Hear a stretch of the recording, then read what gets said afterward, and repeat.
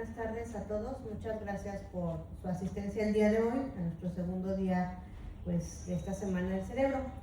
Y pues para mí es un placer presentar a nuestra ponente, que es la doctora Diana Caballero, que nos va a presentar la plática. Entonces voy a leer un poquito su reseña. Es profesor titular de la Facultad de Ciencias Biológicas, de aquí de la Universidad Autónoma de Nuevo León, doctora en Ciencias por la UANL, postdoctorados en el Instituto de Neurobiología de la UNAM y el Centro Andaluz de Biología Molecular y Medicina Regenerativa de Sevilla, España.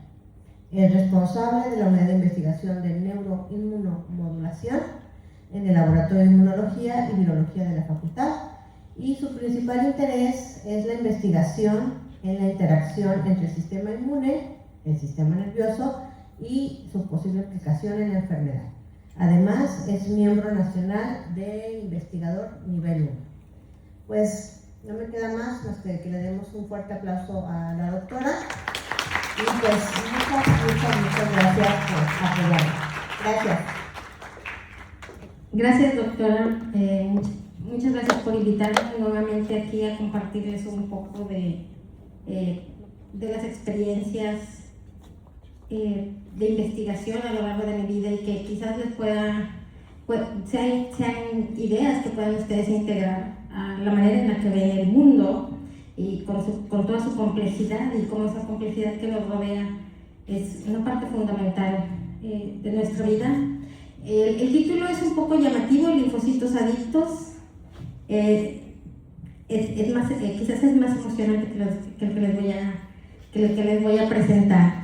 Pero la idea es hablar precisamente de una interacción que hay entre el sistema nervioso y el sistema inmune, o algo en común, algo que comparten, como es su sensibilidad a las drogas, algunas de origen natural y otras de origen sintético. Muy bien. He dividido la plática, son cuatro ideas que les quiero compartir: opioides y opiáceos, opioides endógenos, opioides e inmunidad, y luego soluciones a los problemas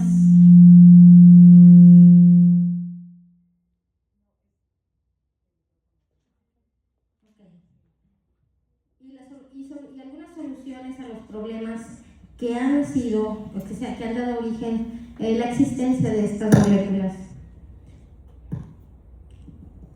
No sé si ustedes hayan alguna vez en su vida diaria, en sus caminatas, notado a esta flor, la Agemone mexicana, que se le llama Cardo Santo. A mí me gusta mucho esa flor. Me indica dos cosas. Cuando se está terminando el invierno, que ya viene la primavera, pero con el cambio climático cada vez me la fui topando más temprano. Antes la veía por enero, febrero, que ya cambia que van cambiando las estaciones, pero con el paso de los años me la fui topando cada vez más pronto, incluso en noviembre. La segunda cosa que me recuerda esta planta es a uno de sus familiares, digo yo, uno de sus primos. La Agemone mexicana es una papaverácea, es un grupo de plantas que tienen diferentes representantes, pero tienen a uno que es muy importante, que es el Papaver somniferum. Se le llama adormidera, se le conoce también como adormidera. El nombre de somniferum es por el sueño que puede inducir el consumo de algunas sustancias que se encuentran en esta planta. Es difícil para mí, y creo que en general, subrayar, dejar bien claro la importancia de esta planta.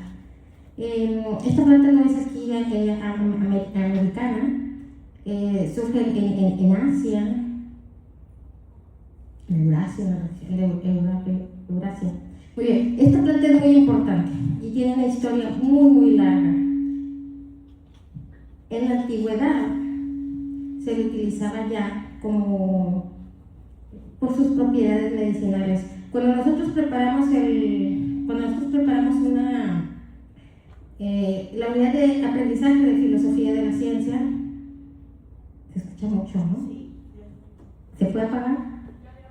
Vale. Bien. Ya desde la época muy antigua se utilizaba esta planta por sus propiedades analgésicas, propiedades inductoras del sueño. Cuando preparamos nosotros la unidad de aprendizaje de filosofía de la ciencia y que teníamos que ver las diferentes formas de conocimiento, hablamos de que la medicina, bueno, yo no la considero una ciencia, sino una práctica basada en ciencia, porque la medicina es muy antigua, ¿sí?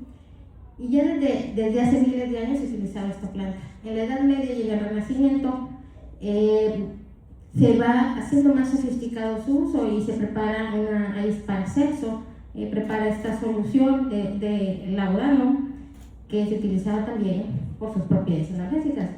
En el siglo XIX, que es el siglo en el cual los químicos comienzan a aislar o lo hacen de forma más intensa, comienzan a aislar sustancias a partir de las plantas y además también a sintetizar otras moléculas derivadas o inspiradas en las que se obtenían de las plantas.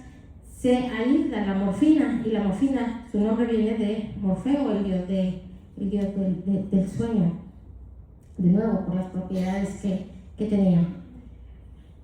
Es tan importante, o se volvió tan importante esta molécula, que hay guerras, ¿sí?, que se derivaron de su explotación, guerras muy importantes. Y una molécula que se derivó de la morfina es la heroína, es una droga muy conocida, quizás hoy ya no se escucha tanto de ella. Creo que en los últimos 15 años ha sido, digamos, desplazada su importancia en la salud pública por otra droga que ustedes seguramente han escuchado, que es el fentanil. La aparición de estos fármacos tiene un aspecto positivo, tenía un aspecto positivo. La morfina es un analgésico, muy buen analgésico.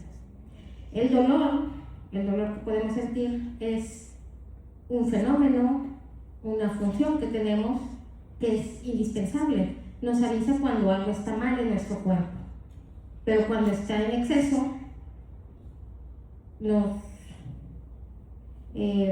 limita, disminuye la calidad de vida de nosotros y puede francamente ser un fenómeno terrible que se experimenta especialmente en ciertas enfermedades, por ejemplo el cáncer. Entonces, tener una molécula que es capaz de tratar el dolor es una gran ayuda para el ser humano, es un gran avance. Pero también es posible que estos fármacos se abuse de ellos con otros propósitos, ¿sí? Que esas mismas propiedades, las de analgesia, las de inducir el sueño, sean atractivas para aislarnos del mundo, para evadirnos del problema y del dolor, no solo físico. Y entonces esto ha llevado a su abuso y también ha creado una serie de circunstancias que favorecen el crimen, y eso en todo el mundo. Entonces, tener disponibles estas moléculas es fantástico, pero esos son claroscuros. Hay cosas buenas y hay cosas malas que van hasta lo terrible, ¿no? Entonces, en los últimos 15 años, en los últimos 20 años, les decía que la importancia de la heroína, que es derivada de la morfina, la heroína ha sido desplazada. Ahora tenemos al fentanilo como una preocupación muy importante por su uso, por su abuso y por el crimen que se cree que crece alrededor de la explotación de estas moléculas. Esto que ven aquí, es uno de los frutos del papaver somnífero. Eso que ven ahí es la primera forma, digamos, de obtener una droga. Se hacen cortes en este fruto. El látex ya contiene los alcaloides. Los alcaloides son moléculas de naturaleza nitrogenada y la morfina es uno de ellos.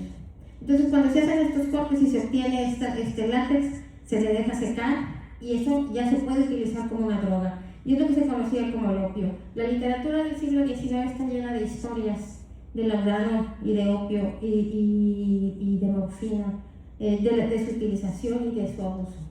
Les decía, a partir de la morfina es posible obtener la heroína a través de otros procesos. La morfina es analgésica, decimos, es antitusiva, ayuda a controlar la tos, es antidiarreica.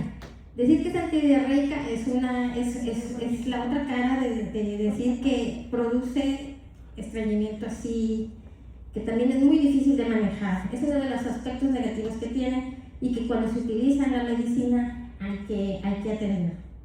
Entonces, esta es una molécula muy importante, social y culturalmente, diría yo. Y entonces, la morfina es una molécula, es un fármaco que actúa sobre el sistema nervioso central.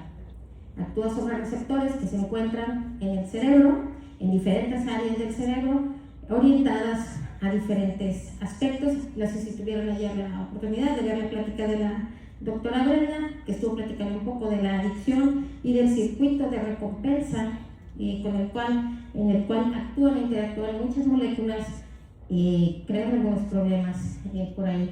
Pero bueno, la morfina y otros opioides, cuando decimos opioides, nos referimos a todas las moléculas que sean naturales, sintéticas y sintéticas, que actúan sobre receptores que son afines a opioides. Y cuando hablamos de opiáceos, nos referimos a las moléculas que son, a la morfina y a las moléculas derivadas de ella. Y entonces es en el cerebro donde esta molécula de la morfina y otros opioides actúan. Vemos aquí, por acá. Pero este es el verde. Este es el otro, ¿no? Sí. Vamos.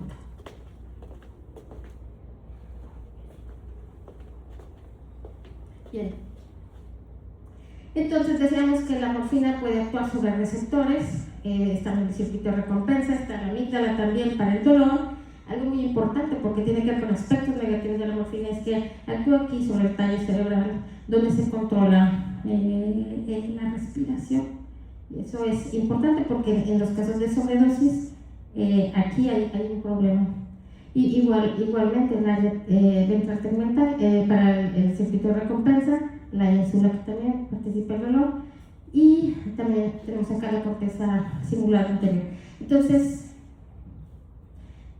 ese es el sistema nervioso, es en estas áreas donde la morfina actúa y produce los efectos que algunos son muy deseables y otros son indeseables. Con muchas drogas sucede eso, hay cosas deseables y hay cosas indeseables. Hablar de los receptores de la morfina y de los opioides es todo un tema, es algo muy importante para entender las posibilidades de regular y de modular su uso. Hay tres receptores principales de los opioides, se les conocen como el receptor, el mu, el delta y el kappa. Mu, delta y kappa son muy famosos, son receptores que atraviesan la membrana de las células, están acopladas a las proteínas G, que es un sistema de señalización que de la mano de la adenilato ciclasa permite que la unión de la molécula a la membrana, al receptor en la membrana de estas células, inicie una secuencia de señalización que llegará al núcleo de la célula para producir cambios en estas, por ejemplo, en el sistema nervioso, seguramente las neuronas de estas regiones se va a activar por la acción de estos receptores. Pero estos receptores no causan todos lo mismo, tienen diferentes implicaciones. Aquí les dejo una tabla comparativa de estos receptores, de los principales efectos, por ejemplo aquí, de la analgesia y de los efectos de adictivos o efectos adversos que están asociados a ellos. Y aquí quiero que noten algo. Los receptores mu tienen un aspecto que es de alta adicción, son excelentes al mediar señalización, producen analgesia supraespinal y espinal, sedación, el estreñimiento famoso, que luego cuando tratas con opioides les decía, es un problema que hay que sobrellevar. Pero entre los efectos adversos está la alta adicción. El receptor mu produce analgesia y ocasiona adicción. Y algo importante que es la inmunosupresión. Los opioides que actúan sobre los receptores mu tienen ese perfil: analgesia, adictivos e inmunosupresión. La morfina es afín a los receptores mu. Los otros receptores que están CAPA, analgesia espinal, analgesia visceral, la inmunosupresión es moderada y tiene un bajo número potencial adictivo, pero no es el ideal para obtener analgesia en el paciente. Y los delta también tienen una inmunosupresión moderada baja, también producen analgesia, tiene algunos efectos ahí adversos como convulsiones a dosis altas. Entonces, la acción de un opioide sobre determinado receptor te produce diferentes efectos. El papel de la inmunosupresión o que produzca inmunosupresión un fármaco es un problema en la práctica clínica porque, por ejemplo, el uso de opioides se suele utilizar durante una enfermedad, ¿sí? Una de las enfermedades en las que se utilizan los opioides es el cáncer, y del cáncer, dependiendo del grado al que ha avanzado, tenemos la presencia de dolor que en ocasiones, o dependiendo el avance de un tumor, puede ser insoportable. La morfina es un muy buen analgésico en esos casos, pero también es inmunosupresora. Tú no deseas inmunosupresión cuando tienes a un paciente de cáncer. Entonces ese es un problema. Y esos son problemas que se han detectado relativamente recientes. Si lo comparas con los milenios que tiene de uso la planta que da origen que contiene este fármaco, o las diferentes formas en las que se ha ayudado este fármaco, es recientemente también que se ha encontrado ese problema. Hay inmunosupresión y eso no es deseable. Entonces, podemos, esta parte de la concluir así: la morfina es analgésica y es altamente adictiva, y su afinidad es por el receptor mu, y eso es importante recordarlo. Insisto, la morfina la morfina tiene una importancia social muy vasta, y también un significado cultural que se ha quedado ahí en la literatura, principalmente en los 1800, pero también en el arte ha quedado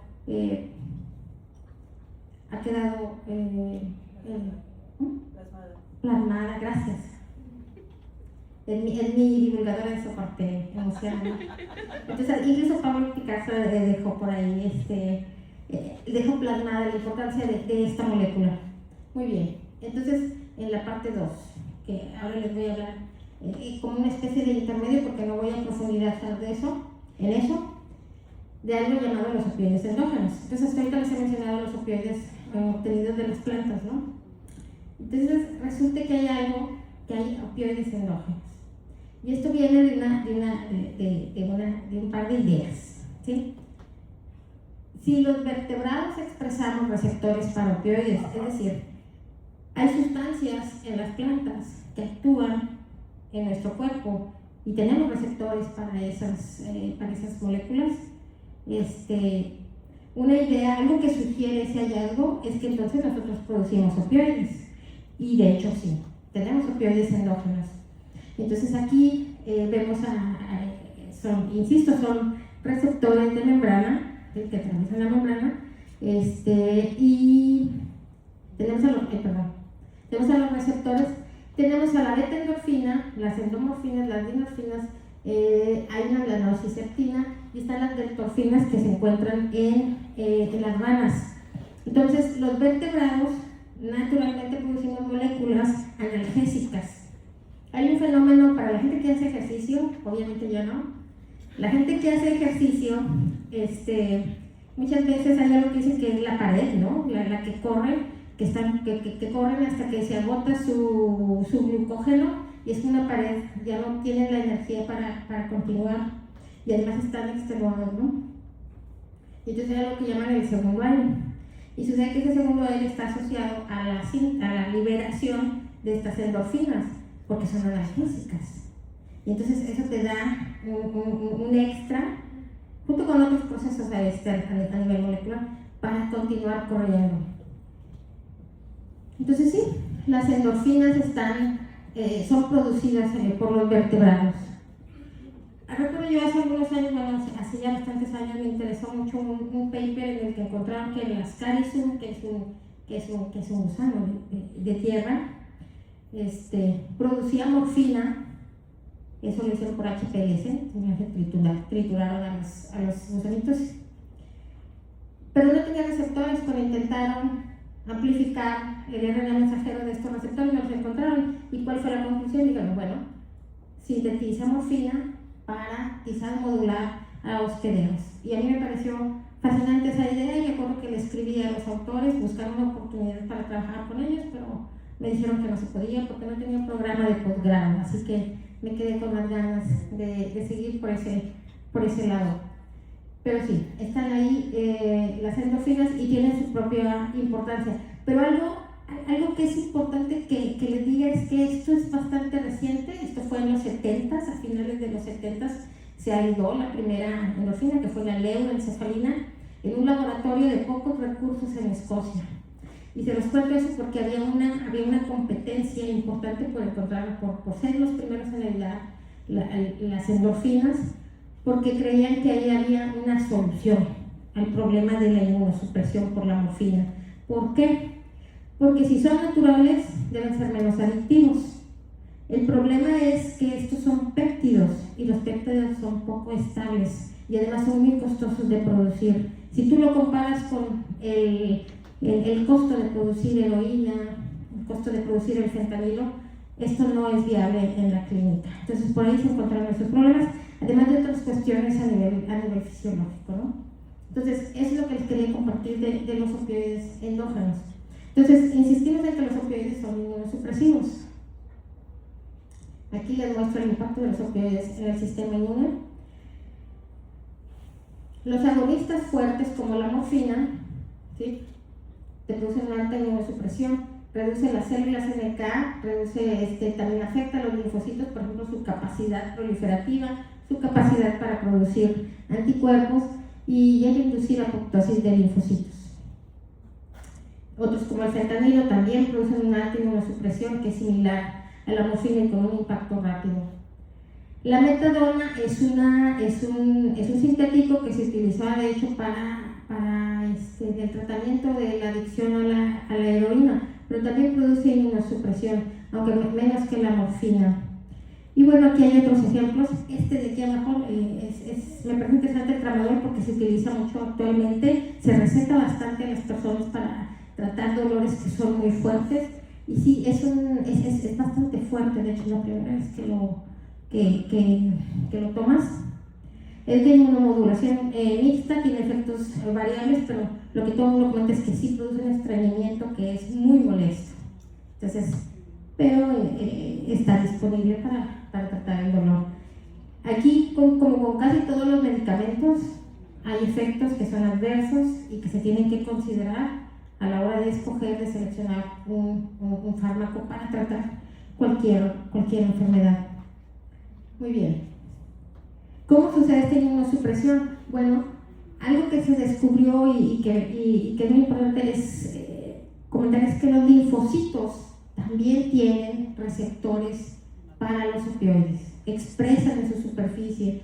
Fue posible y ha sido posible amplificar RNA mensajeros de estos receptores en linfocitos, en macrófagos, en células NK. Entonces quiere decir que son susceptibles a la modulación por estos fármacos. Hay dos formas en las que los opioides pueden producir inmunosupresión. Una es central. Esta a veces le ponemos menos atención, pero es también muy importante. Su acción en el sistema nervioso puede presentarse en dos formas, puede ser aguda, puede ser crónica. En la aguda vamos a encontrarnos con activación del sistema nervioso simpático, también con la producción del neuropéptido bien, y el sistema nervioso simpático, y esto yo lo he platicado en otras ocasiones, pues tiene un mediador, una molécula mediadora que es la norepinefrina, que es una molécula que se produce, que es secretada durante el estrés,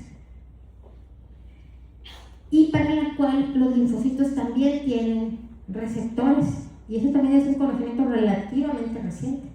Entonces quiere decir que los linfocitos tienen receptores para moléculas que en la mayoría de los casos ubicamos para el sistema nervioso central. El neuropeptidoide también tiene efectos sobre los linfocitos, también se les ha descrito estas interacciones. Ese es el caso de lo agudo.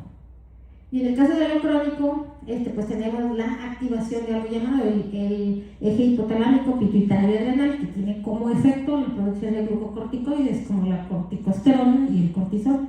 Y estos, al actuar sobre los linfocitos, cambian su fisiología, sus respuestas, suprimen las respuestas. ¿Qué es suprimir la respuesta de las células por ejemplo, el linfocito? Que no prolifere. La respuesta a un patógeno tiene varios niveles. Para los que estén llevando inmunología seguramente ya ubican algunos, pero la proliferación de linfocitos es muy importante. Si se afecta esa capacidad, se afecta la capacidad de responder a un patógeno. En el caso, por ejemplo, de los macrófagos, que tienen varias funciones, una de las que se afecta es la producción de óxido nítrico.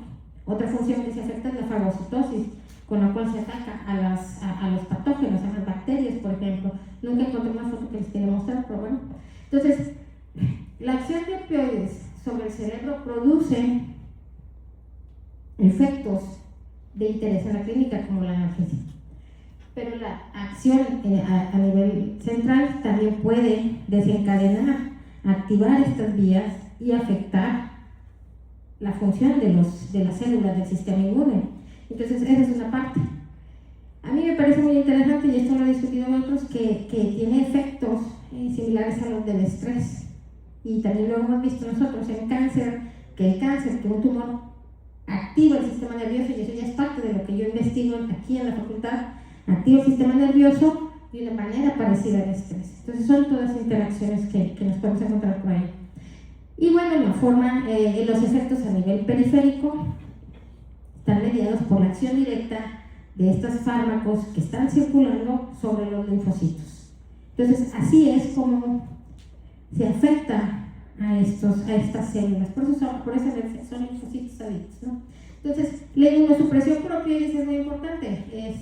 Como un tema de salud pública, se descubrió hace unos entre 30 y 40 años atrás, yo diría que unos 25 o 30 años atrás, que el uso de opioides se asociaba a un aumento en la replicación del VIH y a la progresión de la enfermedad del SIDA. Ahora, aquí quiero ubicarnos históricamente. Probablemente este efecto no les parezca tan grave, porque el estatus del VIH y del SIDA como problema de salud pública ha cambiado mucho en los últimos 30 años.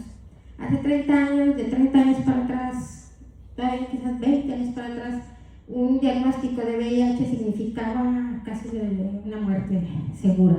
¿Sí? La adquisición de enfermedades, porque el sistema inmune no dejaba de ser funcional. Entonces una enfermedad era un diagnóstico terrible. Hoy ya no lo es tanto, porque hay varias formas para prevenirlo. Y entonces mucha gente recibe un diagnóstico de VIH y dice, bueno, es una enfermedad con la que va a tener que lidiar toda la vida, pero no lo ve como una sentencia de muerte. Pero hace unos 30 años era otra la situación.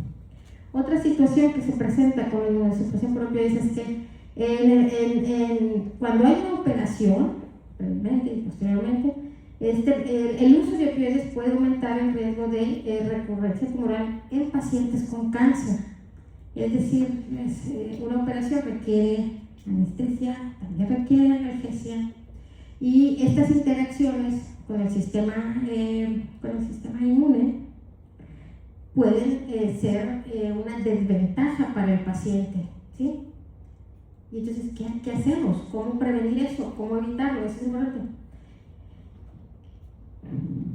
El uso de opioides de acción prolongada y de alta potencia como el fentanilo se ha asociado con infecciones graves y también de alto riesgo como la neumonía. Entonces, la acción de estos fármacos, de estas moléculas, nos preocupa en el área clínica, y también preocupa por el abuso que se hace de ellas entre ciertos grupos poblacionales y lo que puede significar eso.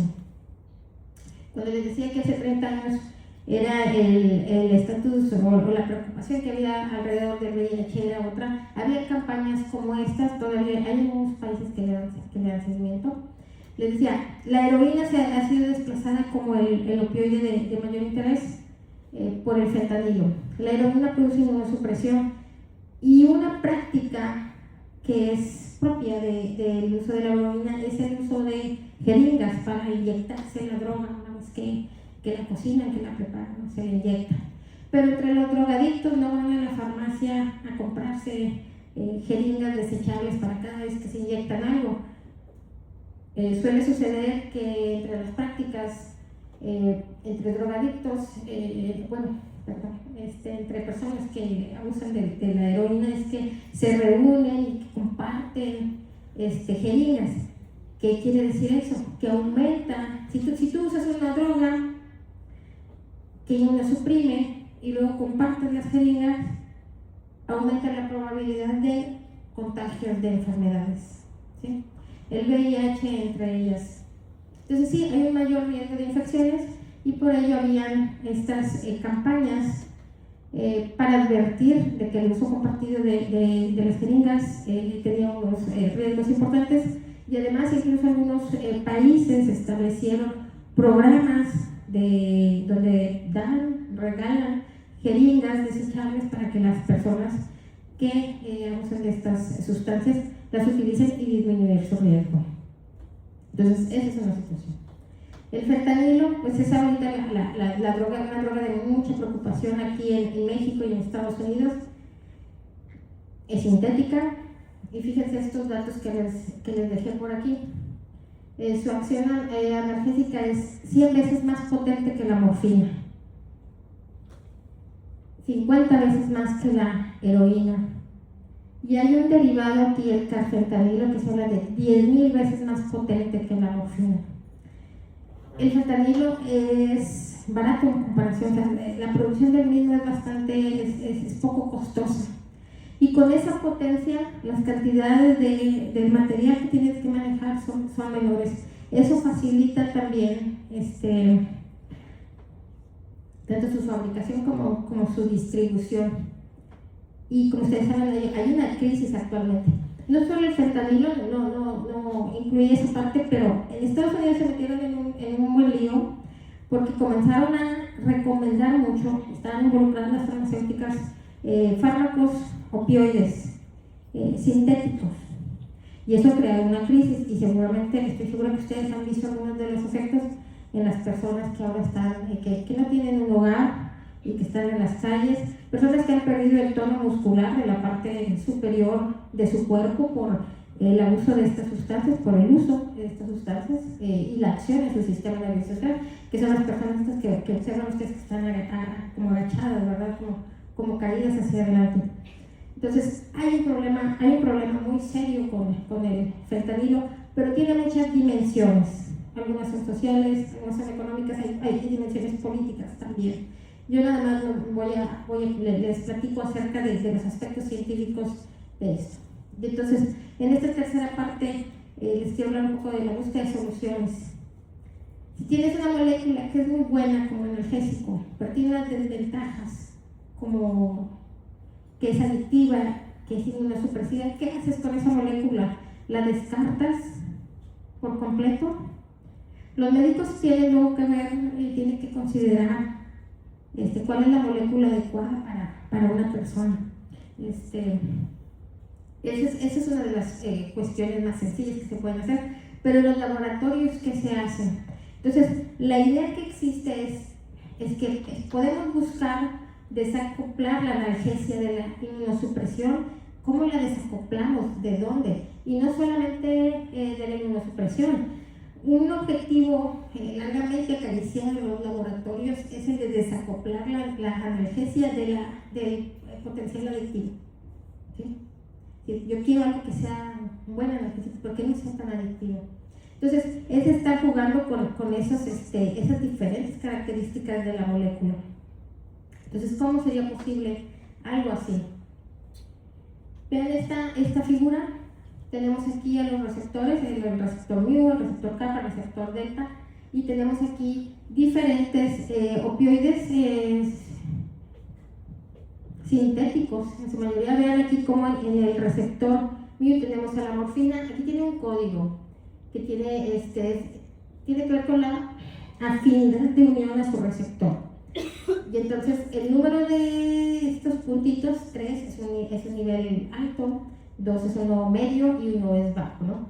Y entonces en este gráfico lo que está tratando de mostrar es de los diferentes opioides disponibles para la clínica, por ejemplo, la morfina tiene una alta afinidad con este receptor, y ya sabemos que ese receptor, como les digo, es adictivo. Si es muy analgésico, es adictivo y es inmunosupresor. Me voy yo acá, por ejemplo, les digo, aquí está la metadona, que tiene una afinidad media por este receptor, el receptor delta, que no es tan inmunosupresivo, y el kappa tampoco. Estos serían el fentanilo, no tiene una muy alta afinidad aquí por el receptor kappa, que no es tan inmunosupresivo. Donde se encuentra el fentanilo es aquí con el receptor mu, ¿sí? Tiene alta afinidad por eso. Entonces, ¿eso qué quiere decir? De nuevo, es muy buen analgésico, muy potente, pero es inmunosupresivo y es altamente adictivo. Entonces, estos receptores son muy importantes para entender la acción de los opioides. ¿Ustedes creen que podemos cambiar los receptores? Entonces, no se puede intentar. Pero lo que se hace en los laboratorios es trabajar sobre las moléculas, ¿sí? Y eso no es nuevo, tenemos desde el siglo XIX que en los laboratorios se sintetizan nuevas moléculas a partir de las previas, y de las que se tienen se les modifican con diferentes tipos de reacciones y luego se tienen que probar, ¿sí? Podemos utilizar algo de teoría para decir, si yo hago esta modificación, voy a cambiar este aspecto de la molécula, pero tenemos que probarlo. Entonces, algo que se ha demostrado, y para que vean todo lo que está en la historia, todo lo que ha causado la explotación de esta planta y de las moléculas que sintetiza, dice, se ha demostrado que las moléculas con grupos hidroxilo, tanto en el carbono 3 como en el carbono 6, tienen la actividad inmunosupresora más fuerte. Es decir, moléculas opioides que tengan un hidroxilo en esos carbonos son inmunosupresores. Entonces, ¿qué haríamos nosotros? Pues hay que cambiarlos de posición, esperando que eliminar esa inmunosupresión. Entonces, hay químicos, por décadas he estado sintetizando compuestos con ese objetivo de encontrar moléculas que podamos utilizar y que no tengan efectos adversos tan pesados para las personas. Bueno, y en esta última parte, yo estuve trabajando precisamente en la evaluación, hace ya algunos años, estuve trabajando en la evaluación de compuestos opioides sintéticos. Como les digo, al gobierno de los Estados Unidos le interesaba mucho obtener nuevas moléculas, y entonces había muchos programas químicos sintetizando nuevos compuestos opioides. Este es de un artículo que publicamos hace ya unos años: opioides sintéticos no peptídicos. Los endógenos son peptídicos, estos no, estos son sintéticos pero no peptídicos, que tienen propiedades inmunomoduladoras y antitumorales. Entonces, en ese entonces, esta es una línea que venía de Estados Unidos precisamente. Yo como estudiante me tocó evaluar a un grupo de moléculas para ver cómo actúan sobre el sistema inmune. En este caso, la estrella o la molécula estrella, el opioide, era el SNC80, que es esta molécula. Tiene una selectividad 500 veces mayor para los receptores delta contra los mu. ¿Eso es positivo?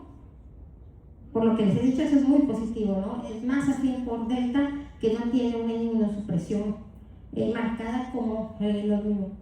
Entonces, pues sí, me tocó hacer todo ese trabajo. Entonces, estos son algunos de los resultados. Por ejemplo, el SNC80, veamos que en los linfocitos de rata, en los residentes, que son los no activados, en inmunología decimos de las células, por ejemplo, los linfocitos o los macrófagos, si son residentes o si son activados, Cuando los obtenemos de un individuo para muestrar, ¿sí?, los cultivamos, no les hacemos nada, son residentes. Si añadimos una molécula que los activa, así que se une a un receptor y los activa como para una respuesta contra un patógeno, decimos que son activados. Entonces los probamos contra ambos. Y entonces el SNC80 a residentes no los afectaba, ¿sí? Y a los activados había una mayor proliferación, lo cual interpretamos como algo positivo de este opioide. Y tenía otros opioides como el 9332, el 9333, 334 y el 336. Y entonces observaron que el 9332, por ejemplo, sí afectaba la proliferación, tanto de residentes como activados. Y aquí aparece mixto porque depende de la concentración. También analizamos la producción de óxido nítrico, que también se afectaba en el caso del 9332. Entonces, si yo veo estos datos y comparo el SNC80 contra el 9332, ¿cuál preferiría yo? Pues el SNC80, porque no inmunosuprime como este otro compuesto. Y así tuvimos básicamente lo que sí era una caracterización del efecto sobre el sistema inmune de estos opioides sintéticos. Y algo que hicimos también, ya que nos preocupaba, o una de las preocupaciones con el uso de opioides es precisamente en el contexto del cáncer, es cuál es el efecto de estos opioides sobre las células tumorales. Y entonces hicimos ensayos de viabilidad con diferentes líneas celulares, en algunas como de leucemia, de linfoma, había una de macrófagos, si mal no recuerdo, esta de macrófagos, había fibroblastos, perdón, y entonces veíamos qué sucedía. Si disminuía la viabilidad, puedes decir que había un potencial antitumoral de ese compuesto. Es decir, además de tener una menor supresión de la respuesta inmunológica, quizás estaríamos matando células tumorales y eso era positivo para ese compuesto. Entonces, por ejemplo, en el caso del SNC80, si lo ven, en todos los casos disminuyó la viabilidad. Entonces, el SNC80 no afectaba de forma significativa la respuesta de células del sistema inmune y además tenía un efecto contra las células tumorales. Entonces, eso era algo muy positivo de esta molécula. Y así es como se estudia ese aspecto. Y finalmente, creo que ya finalmente, este es un trabajo que yo realicé ya hace bastante tiempo. Fue algo, cuando yo descubrí que iba a seguir el camino de la ciencia. Lo que ejemplifica el uso de opioides y la forma en que esta actúa tanto como sistema nervioso y el sistema inmunológico es de nuevo esas interacciones que hay entre ambos sistemas. Y fue aquí donde yo descubrí que me interesaba la neuroinmunología. También descubrí que quería profundizar un poco más en ello y tengo la fortuna de hacerlo actualmente. Y bueno, quería compartir esta fotografía. Fue hace ya tiempo que realicé este trabajo y quería yo mencionar a mi mentor, el doctor Ricardo Gómez Flores, que ven ustedes del lado derecho, al centro verán al doctor Santos, que era nuestro director en esa época, y con esto nos saca las cuentas. El doctor Ricardo Gómez ya se jubiló, fue profesor de esta facultad. Él fue el que trajo aquí el tema de los opioides en el sistema inmune, que yo cuando vi un flyer ahí en uno de los pasillos dije, yo quiero ver qué onda con eso. Fue gracias a él que yo conocí la neuroinmunología y que es a lo que ahora me dedico junto con la neurociencia del cáncer. Y bueno, me pareció importante mencionarlo junto con la doctora Cristina Rodríguez, pues son mis mentores aquí en la facultad.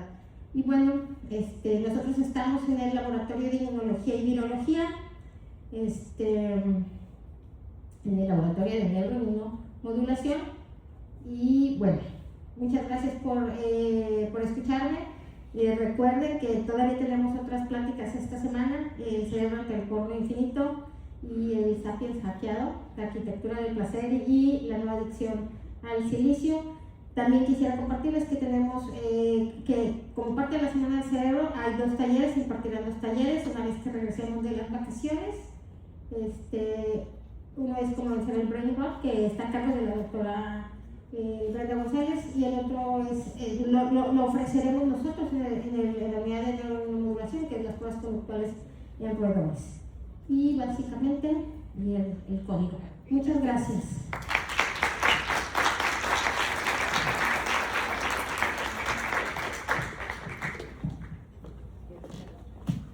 ¿Preguntas hacia la doctora? Allá. Acá tengo el micrófono. Gracias. Bueno, dije, mira. Allá. La señorita. Se me olvidó decir. Ganamos un premio con ese trabajo. Mira. Sí, pues ahí nos reunimos. Ay, perdón.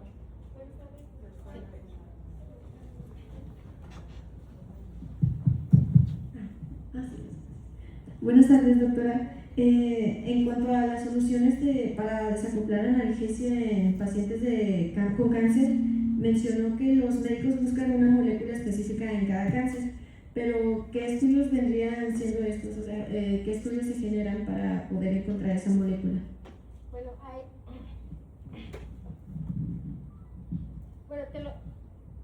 Te puedo decir a grandes rasgos, yo no soy médico, entonces pero depende el tipo de, por ejemplo, hay que evaluar cada caso, ¿sí?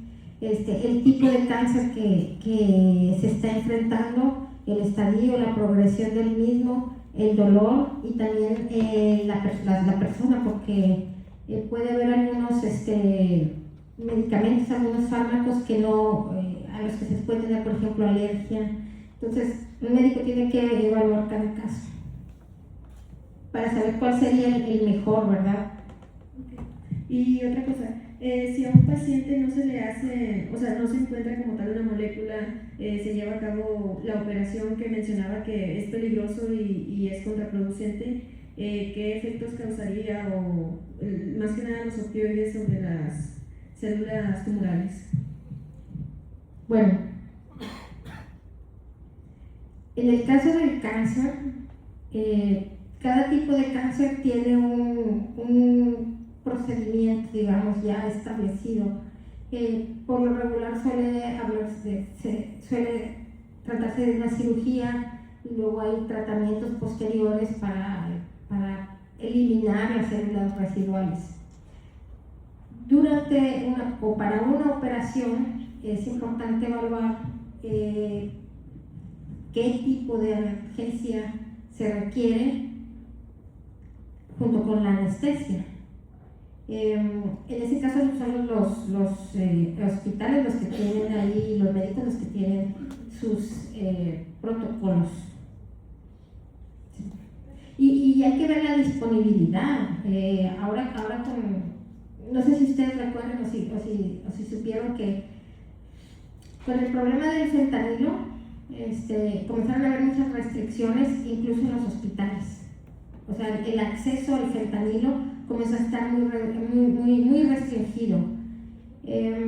O sea, el fentanilo, digamos, lo voy a decir así, moralmente es inerte, ¿sí?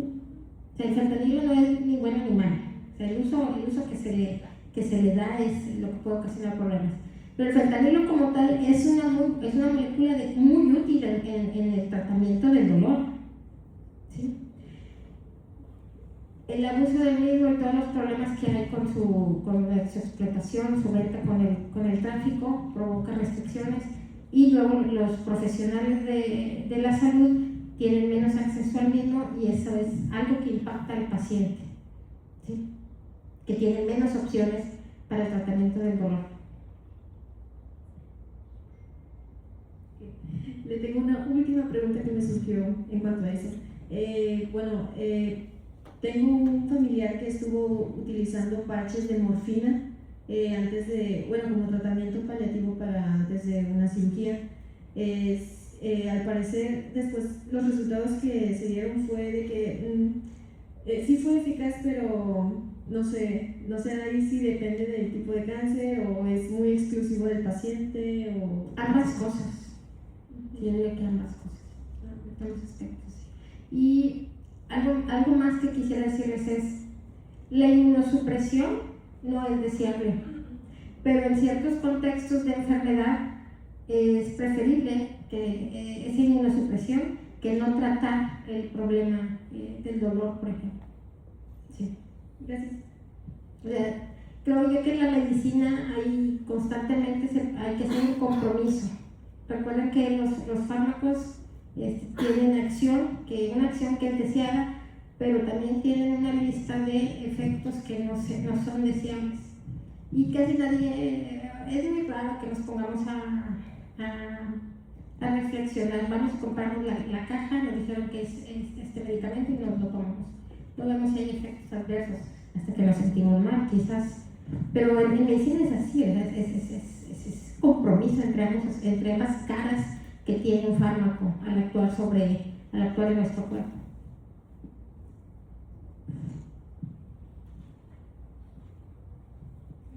Sí. Buenas tardes. Muchas gracias, doctora, por la exposición. Tengo dos preguntas. Una es si los efectos de los inmunosupresores dependen más del tipo de receptor que nos haya platicado, o es también la relación de la dosis o la exposición, el tiempo, o cómo lo evalúa usted. También son parte también de esto. Cuando hablamos de receptores, un aspecto importante es el de la afinidad. Cuando hay alta afinidad por un receptor, se requieren concentraciones o dosis que pueden ser bajas de un fármaco, ¿sí? Cuando hay alta afinidad. Si hay poca afinidad, quizás una dosis baja no te va a producir un efecto significativo. Sin embargo, si tú, aunque haya una afinidad baja, administras una dosis muy alta, aumentas la posibilidad de que se presente esa reacción, porque aunque sean pocos receptores, las dosis altas por la cinética se van a unir a los receptores presentes. Entonces, sí, también, o sea, eso también es importante, ¿sí? No solo el tipo de receptor, es importante el tipo y la distribución que hay de los mismos en los tejidos. Como a lo mejor no me quedé mucho en una de las imágenes.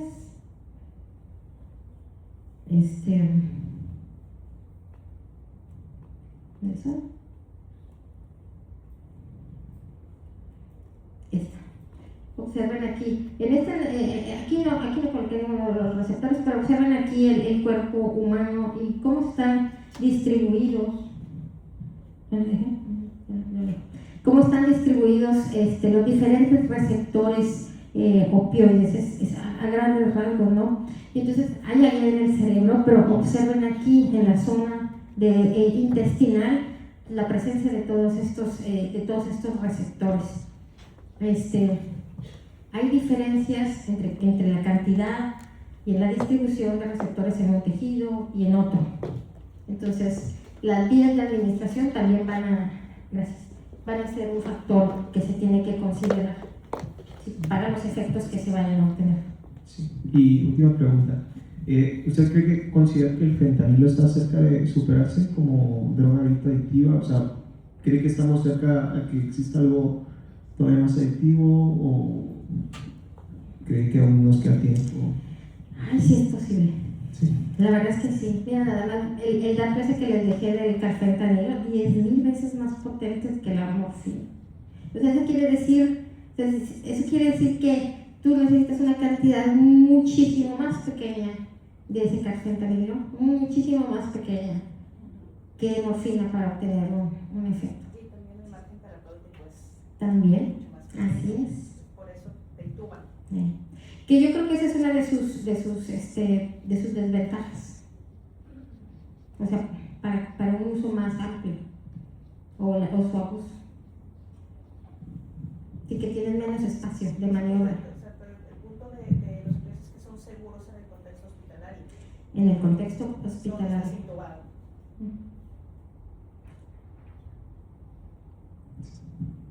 Sería todo. Gracias. Sí, ahí va. Ok. En el caso de ustedes, ¿qué tanta experiencia o investigación han hecho con respecto a los alimentos que hacen, obviamente, estos receptores o que estas situaciones, o incluso que alteren la salud mental? Yo en ese caso no he trabajado, y también tengo que decir que tengo que agregar que esta línea se trajo a México, esta línea de investigación, pero realmente no se continuó, porque es complicado luego estar tratando con este tipo de sustancias. Recuerdo que había una... Por ejemplo, bueno, otra pregunta. La Facultad de Medicina o el Departamento de Genética o de Inmunología de la Facultad del Área Médica, ¿trabaja con ustedes? No. No. Qué tristeza. Sí. Digo, no trabajo allá, pero médico. Sí. Y por ejemplo, el tema que les decía de los alimentos sería pues bastante importante que también empezáramos a entender todo esto. Sabemos ahorita que pareciera que hay una epidemia de TDAH, pero realmente todo esto tiene que ver con la situación alimentaria. Si nos ponemos a leer pues la betacaseína, que es es por eso que le preguntaba, que me comentó que no estaba enterada, pero bueno, la betacaseína definitivamente en uno de sus metabolitos se transforma en betacasomorfina, se les pegan los receptores de la morfina, por eso anda todo el mundo así. La leche es adictiva. Pasa lo mismo con el gluten, gluteomorfina, y por eso el pan y la leche son adictivos. Entonces, a lo mejor valdría la pena que alguien que le guste mucho investigar se pusiera a investigar si fulanito y perenganito, que a lo mejor a cierta edad tuvo más tendencias, o quién sabe, a lo mejor hasta más receptores, digo, se me ocurre, no me dedico a la investigación, pero que haya sido, pues no sé, muy alimentado con tal o cual cosa, los colorantes, todo esto. O sea, ahorita sí en el área médica sí hay muchas investigaciones con respecto a todo esto, porque hoy no terminé de leer el artículo, pero incluso uno de nuestros doctores nos compartió un artículo de donde la betacasomorfina, que comentamos de la leche, altera inclusive la microbiota intestinal, que ahora ya sabemos que esas alteraciones en la microbiota intestinal alteran el cerebro, ¿verdad? Pues hay eje intestino-cerebro. Entonces, por eso decía yo, qué padre que hubieran estado como que enlazados todo esto. Sí, no, y esta línea de investigación se trajo de Estados Unidos, del doctor Ricardo Gómez, cuando se reincorporó aquí a la facultad. Él traía esta línea de investigación, y la verdad debo decir que era muy novedosa para la época aquí, en general para la universidad y para la facultad. Pero no se le dio mucho seguimiento, en parte porque se hacía en colaboración con una universidad en los Estados Unidos. Entonces ellos nos mandaban los opioides para evaluarlos, nosotros hacíamos aquí la evaluación. Entonces a veces para que una línea de investigación se mantenga en el tiempo, pues se requiere esa colaboración constante, ¿sí? Y no ocurrió así. De hecho, uno de los autores del artículo que les presentaba, él ya falleció, que él era el principal de la línea, ¿no? Y yo hasta cierto tiempo mantuve contacto con un investigador que continúa sintetizando moléculas de interés farmacológico. Lo que comenta de los alimentos, la amapola también, las semillas de la amapola se utilizan en alimentación, y no es muy buena idea alimentarse con ellos si vas a tener algún tipo de antidoping cercano, porque luego da positivo. Pero además de eso, nunca hemos explorado esas conexiones que usted menciona, y pues sí sería interesante. Gracias. ¿Alguien tiene alguna otra pregunta? Bueno, pues entonces...